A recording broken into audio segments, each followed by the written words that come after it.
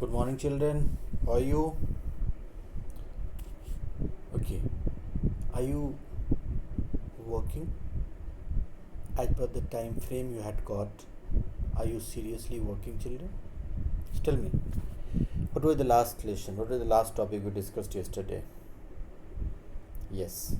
It was the nature of Congress dominance and Congress as social and ideological coalition. Fine. Before it, we discussed like a challenge of nation building. We discussed about the instituting democratic politics in our country, the conduction of first general election, how difficult this task was, but we succeeded against all odds. Now, because we discussed that Congress was a coalition and social coalition also, means people of different social strata, leaders, activists, workers, they all were present. Different ideological background, people, activists, leaders, they all were present. Now, today what we are going to discuss, that tolerance and management of factions, the way Congress did tolerate and the way Congress did manage different factions. Okay, under it, certainly we would be discussing the coalition like character of the Congress, exact nature of this coalition, and accommodation of different factions within the Congress. Fine. See, children, this particular character of the Congress, what character? The coalition like character, we say. It provided Congress an edge, extraordinary strength, unusual strength Congress got because of this coalition like character. Now, what all it really provided? So, at first, a coalition accommodates all those who join it. Trademark of the coalition. It accommodates all those who join it. And this is the reason that it always avoids, it do not take, it doesn't take rather any extreme position, be that extreme left, be that extreme right, no extreme position, and it succeeds in striking a balance on every possible issue, on almost every issue. It strikes a balance. So, compromise and inclusiveness. When we say the two are the hallmarks of a coalition. What two? Compromise and inclusiveness. Yes, children.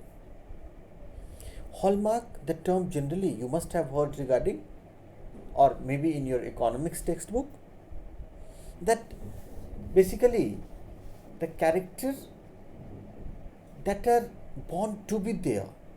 Just like when we go to the gold shops, jeweler's shop, we look for the hallmark. Means it says hallmark assures or guarantees regarding the purity of the gold. We say that whether it's 22 carat, whether it's 24 carat gold, that is. So the hallmark of the coalition are compromise and inclusiveness.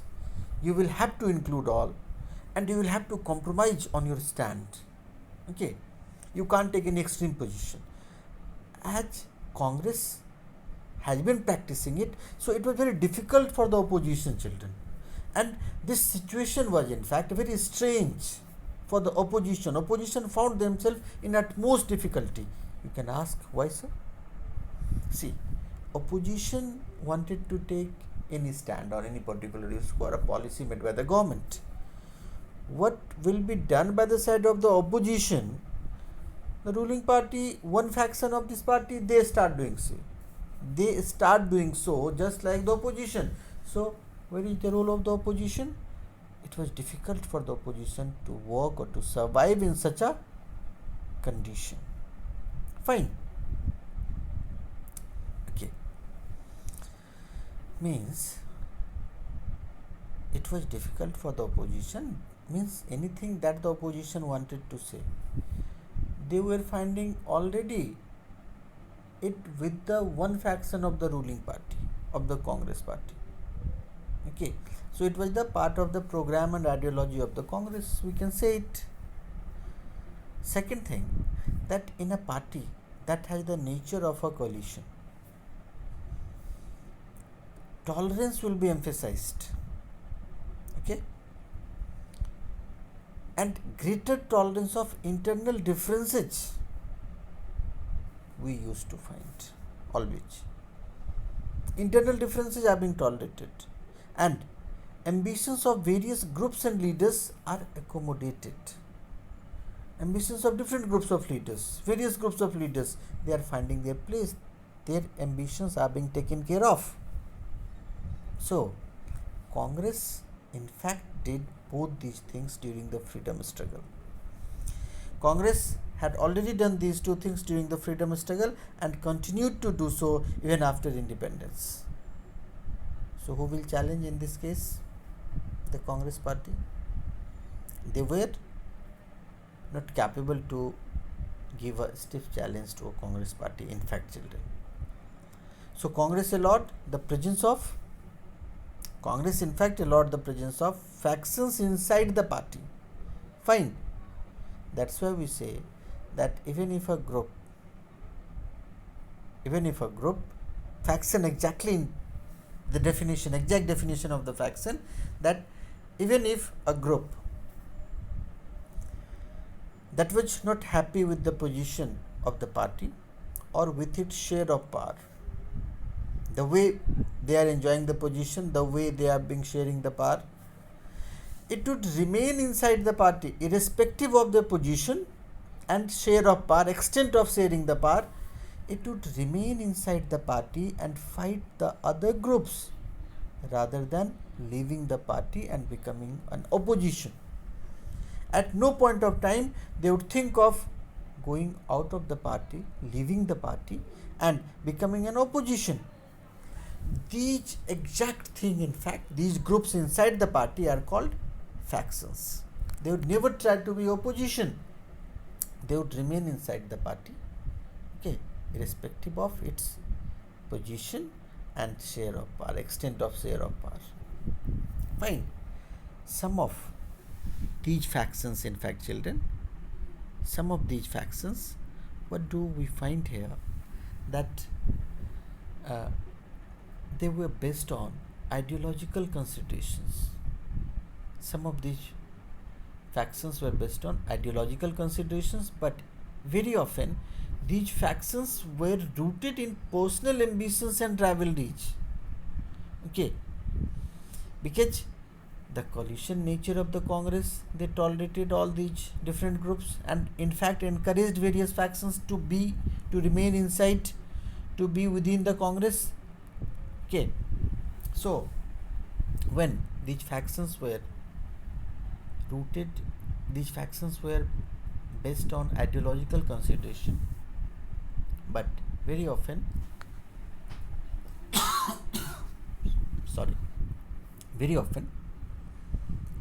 these factions were rooted in personal ambitions and rivalries. So instead of being a weakness, but Congress didn't take it otherwise. It was the strength of the Congress. Okay. So instead of being a weakness, internal factionalism became a strength of the Congress. Got it? Here lies the strategy. Here comes the strategy of the Congress. Fine. Internal factionalism were not seen as a weakness, it was the strength. Now, as there was enough place, there was enough space, there was enough room within the party for various factions to fight with each other. What does it mean? It simply meant that leaders representing different interests and ideologies, they remained within the Congress. You are having chance here. You want to fight with each other? Okay, do it. So the leaders representing different interests and ideologies, they remained within the Congress rather than deciding to go out and form a new party, unless it become compulsion for them. For example, the Socialist Party. Earlier it was within the Congress. They had their own constitution. When Congress amended its constitution, then Socialist Party went out of Congress. Okay, fine. Now, most of the state units of the Congress, children, most of the states units of the Congress were made up of different or numerous factions. There were the presence of different factions, numerous factions, and all these factions, they took different ideological positions. As they had taken different ideological positions, so it made Congress appear as a grand centrist party. It became a grand centrist party. Okay, and the other parties primarily attempted to influence these factions. Are you getting my point? How did Congress become or appear like a grand centrist party? It was the presence of different ideological position, because Congress, different factions were there that took different ideological positions. It made Congress appear like a grand centrist party, and the other parties primarily attempted to influence these factions and thereby indirectly influenced policy and decision making from the margins. By maintaining a distance, by keeping a distance, they tried to influence the policy indirectly, not directly. You are not finding their direct interference, their direct presence. So they attempted to influence these factions that were already present within the Congress. So indirectly influenced policy and decision making from the margins, from a distance. Clear? Fine. Don't get confused. So they were far removed from the actual exercise of authority. They were not exercising the authority. They were not having power there in their own hand. They were away from it, in fact, children. That's why we say that they were actually away from, far away from, or they were far removed from actual exercise of authority. And they were not alternatives to the ruling party. If you will say that were they alternatives, no. They were not alternatives to the ruling party. Instead, they constantly pressurized and criticized. They kept pressurizing, they kept criticizing, they censored and they influenced the Congress. These works continued. They did it. They have been doing it constantly. Which all work? Pressurizing, criticizing, censoring and influencing. Congress party was being criticized, Congress party was being pressurized, Congress party was being censored, Congress party was being influenced by these different factions continuously. Clear? Yes. And these system of factions, children, functioned as balancing mechanism within the ruling party.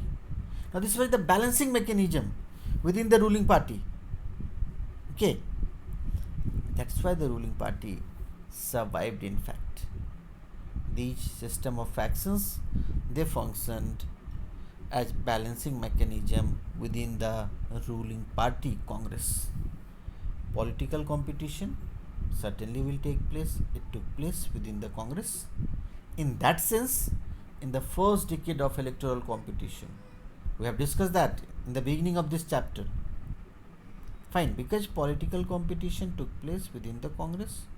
So, first decade of electoral competition, the Congress acted both as the ruling party and as the opposition. This is a very, very interesting, children.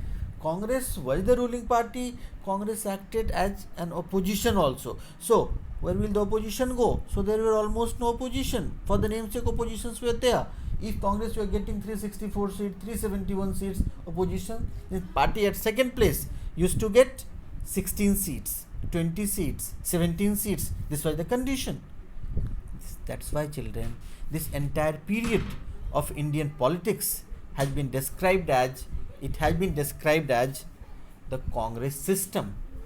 This entire period has been described as the Congress system. Fine. So if the question you are getting that what is the Congress system, which period is described as Congress system, so this would be your answer.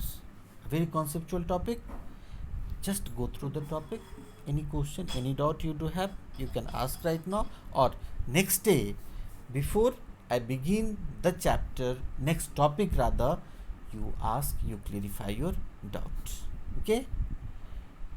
Any other question you want to ask right now? Fine. Take care. Have a good day.